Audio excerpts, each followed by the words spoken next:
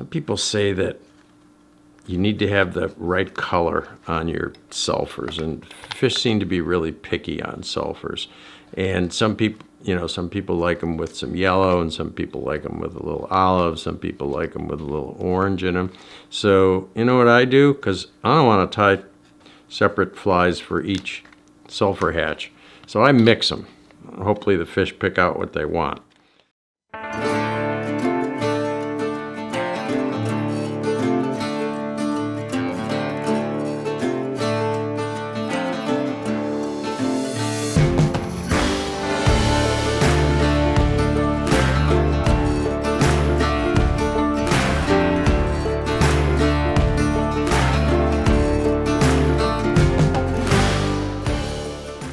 So this is my rabbit's foot CDC emerger, or rabbit's foot emerger, and it's probably the most popular fly of mine. It works not only for mayfly emergers, but it works for caddis emergers. It works for nearly any kind of emerger, even smaller sizes as a midge emerger. So, but it was originally tied as a mayfly emerger, and it works quite well for that. It's a go-to fly of a lot of guides I've learned over the years. Guides know what works. So I'm going to tie kind of a sulfury, early season sulfur, so it's a little bit bigger. This is a 14 grab gape. No, this is a 12 grab. This is a 14? 12 grab gape, which is really pretty short shanked and is more like a size 14 hook as far as shank length is concerned. But this would be your early season, like sulfur, light Hendrickson type flies, the big sulfurs that you see early in the season. Using 70 denier tan, I start my thread up toward the front, make sure it's secure, and then I start my thread toward the front, and then I'm going to take some of this Parapost, which makes a really nice shuck. And you don't want to overdo your shuck, but I do like to take the shuck material and either scrape it with my thumbnail just to get it a little more fuzzy, or use one of these brushes to kind of fuzz it up a little bit. You don't want it to be too neat because it's supposed to be a shuck. And just one strand will work for this. Again, you don't want to overdo your shuck. So I like this Parapost. It's kind of sparkly, and just start it up here, wind back all the way down around the bend, so it hangs down in the water, which a shuck will do. And then you trim it a little bit shorter probably than the hook shank, doesn't really matter, and maybe taper it a little bit. That's gonna fuzz out. It's wet now because I put it in my mouth, but that's gonna fuzz out and look like a shuck. And you can, if you want, you can taper it a little bit.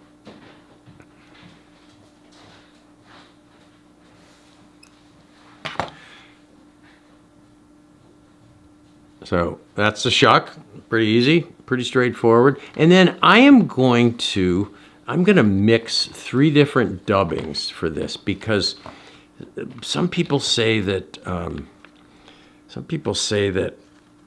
you need to have the right color on your sulfurs, and fish seem to be really picky on sulfurs.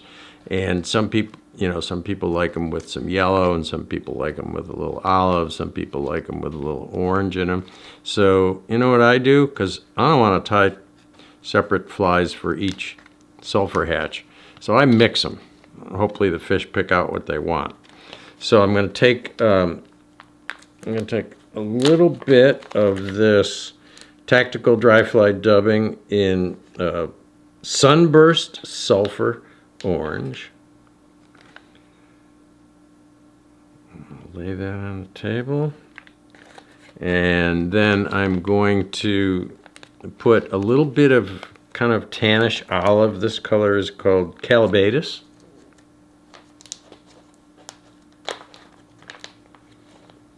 A little bit of that. So I got a little olivey tan in there. And then I'm going to probably do half of it, so that's a quarter and a quarter. Then I'm going to do a half of this light yellow silex dub. Has quite a bit of sparkle to it. You got to put a little bit more of that silex in there. And then just mix it. You could mix it in a coffee grinder, but often these really fine synthetics don't work so well in a coffee grinder. So you just keep mixing it back and forth with your hands to get the colors. And you don't want it too mixed. You want some of those different colors to kind of show through. Don't want that guard hair from the tying table in there. And so, it's kind of a all-round sulfur color. Should work. And then you dub a tapered noodle on here.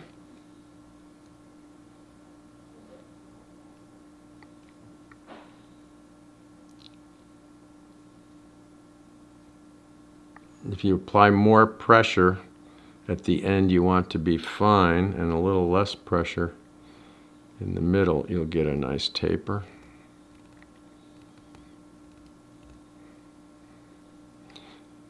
And then you wind that right down to the start right at that shuck at the tail, and then wind forward. Get yourself a little bit of a taper. You don't need an awful lot.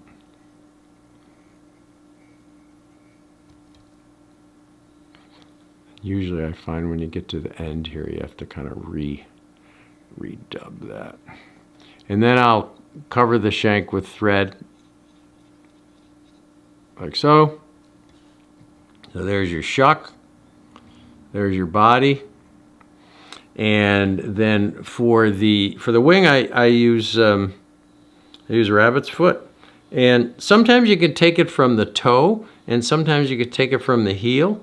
Depends on how you want the fly to look. And I want this to look a little kind of grayish cream. So I'm going to take it from the toe, or from the heel. But you can take it from the toe too. You're going to get a little bit longer,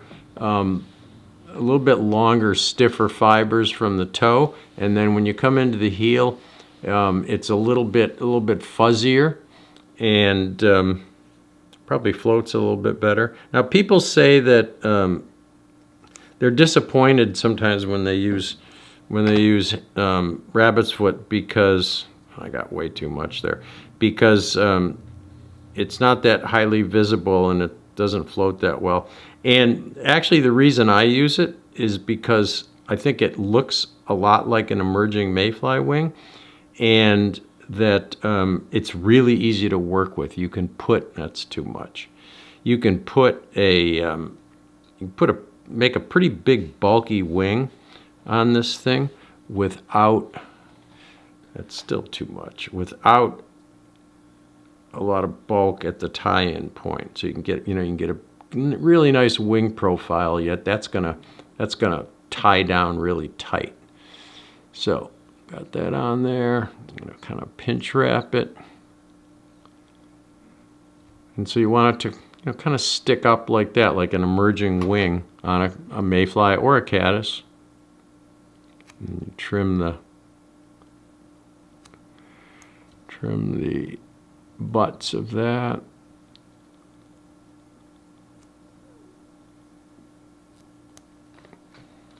And then you want to really secure that down.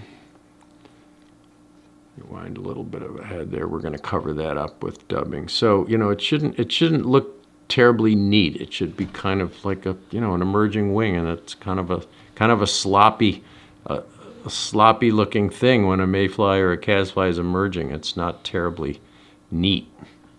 And then what I'll do is, to add the flotation and to make this thing orient properly in the surface film, I'll put a piece of CDC on each side of it. I used to do it as a beard originally, and I find that putting a piece on each side, like outriggers, looks like the legs of the emerging fly, and also helps orient it in the surface film properly.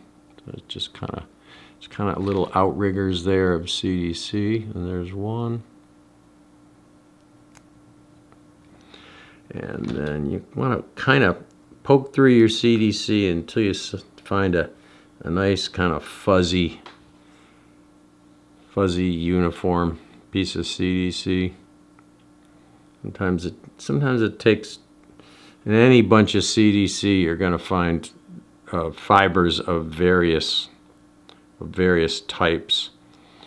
And this stuff also is going to wiggle in the water.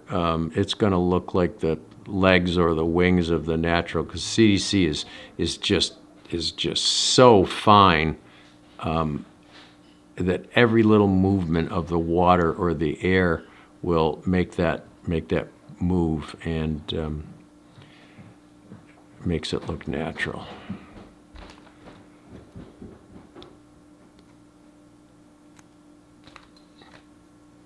So there it is, and then just bind that down securely.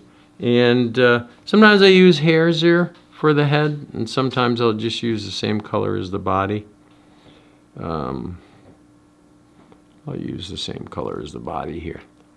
And you can tie this to imitate nearly any, you can tie them big. You could tie them as big as a green drake, an 8 or a 6 or an 8 or a 10. You can tie them as small, if you dare, as a 22 for little tiny olives. Not much fun tying them that small, but you can do it. And the neat thing about rabbit's foot is you can get a fairly nice wing profile without a lot of bulk, so you can tie those little tiny flies with it. I had too much dubbing on there, so I'm removing some of it. You got a little head on the end there, and that's the rabbit's foot emerger. Whip finish. We'll drop a head cement of your choice. Curved hook, I think, helps. And that is the rabbit's foot emerger. So, fishing this fly, you can fish it as a dry, and that's usually the way I fish it. I will actually dip it in a liquid floatant, something that, or powder, something that isn't going to mat these CDC legs. Or sometimes I won't treat it at all, and I'll just throw it out there, and it'll float for a while. And you can see this. This sticks up pretty well, and you can see that the shuck is going to be hanging in the water. So I usually put floatant on them to start. But if that doesn't work, then you sink them a little bit. You can just rub it in the water and get it a little wetter, so you fish it just under the surface. You still want to fish it dead drift like you would a dry fly, but you might want to fish it that far under the surface for an emerging fly. So you can fish it either as a dry or as an emerger, and depending on the mood of the fish, it works well either way.